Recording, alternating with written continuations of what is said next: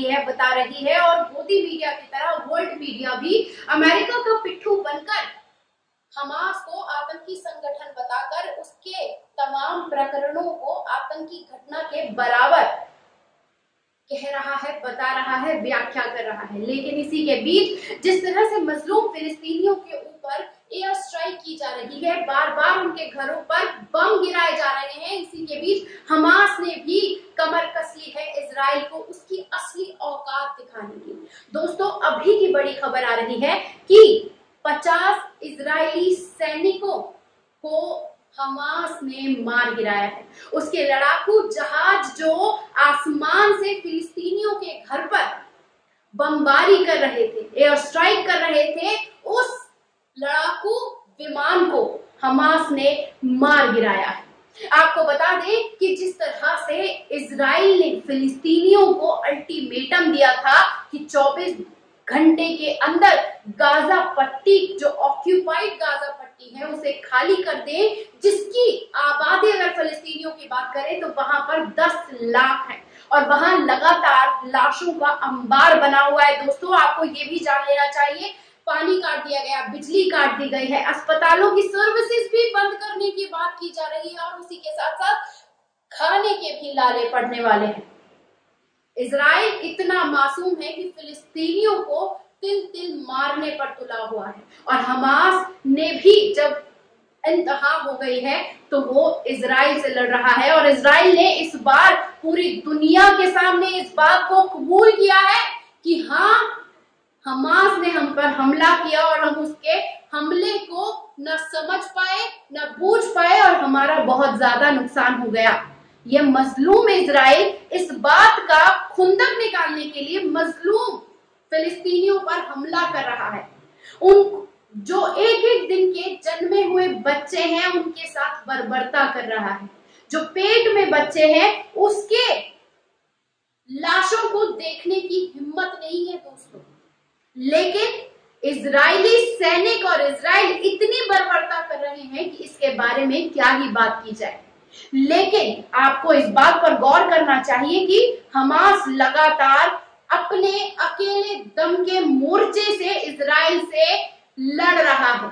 अपनी मुस्तैदी के साथ अपनी शहादत के लिए वो लड़ रहा है, मस्जिद अल अक्सा की आजादी के लिए लड़ रहा है। हर फिलिस्तीनी जो अपनी जान दे रहा है वो सिर्फ और सिर्फ कह रहा है कि हम मस्जिद अल अक्सा के लिए शहीद हो रहे हैं, वो भी खुशी खुशी। इसी के साथ आपको बता दूं कि हमास का भी 24 घंटे के अल्टीमेटम पर जवाब आया है, जिसके बाद इजराइल पूरी तरह से बौखला चुका है। आपको बता दें कि हमास ने प्रेस रिलीज जारी कर कहा है कि हम एक बार फिर अपने घरों से निकाले जाने को दृढ़ता से अस्वीकार करते हैं। हम गाजा से फिलिस्तीनियों का सफाया करने के लिए इजराइल के प्रयास को विरोध कर रहे हैं। हमारा अटूट दृढ़ संकल्प है कि गाजा में इजराइल के जातीय सफाई का हम विरोध करते हैं।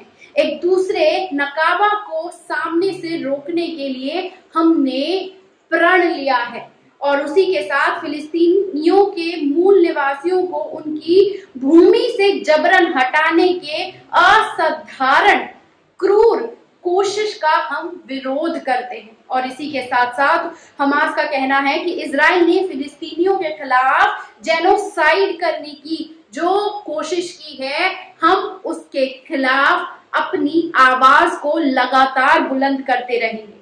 आपको बता दें कि हमास कहता है कि पश्चिमी सरकारों द्वारा स्थापित जीआईएनओ की इकाइयों में पिछले सप्ताह में गाजा के अंदर 6000 से ज्यादा बम छोड़े गए। आपको बता दें कि अमेरिका ने अफगानिस्तान पर एक साल के अंदर 6000 बम छोड़े थे और पिछले 6 दिनों में 6000 बम मजलूम फिलिस्तीनियों पर दाग दिए हैं इजराइल ने।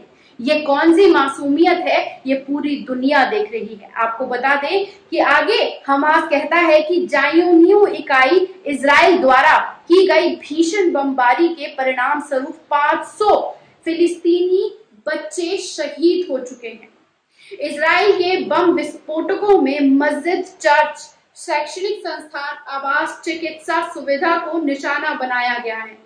यह लोग हमारे को आतंकी करार दे रहे हैं, जबकि इजराइल जो कर रहा है वो आतंकवादी घटना है।